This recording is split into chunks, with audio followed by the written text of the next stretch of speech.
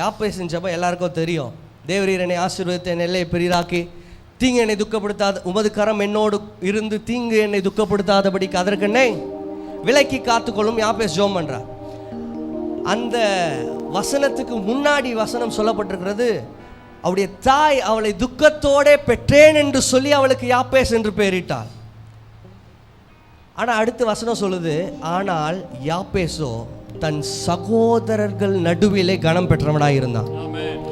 இந்த உலகம் உங்களுக்கு என்ன பேர் வைக்கிறது கவலையே கிடையாது. எத்தனை பேர் விசுவாசிக்கிறீங்க? புரியுதா இல்லையா?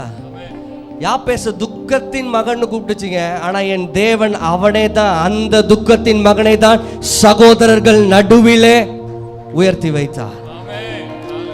ஆமென். அப்பதான் யாப்பேஸ் சொல்றாரு, தேவனே எல்லாம் ரைட்டு தான், ஆனா உம்முடைய கரம் மாத்திரம் என் கூட இருந்தா போதும், எல்லா சூழ்நிலைகளும் நான் தாண்டி போவேன்.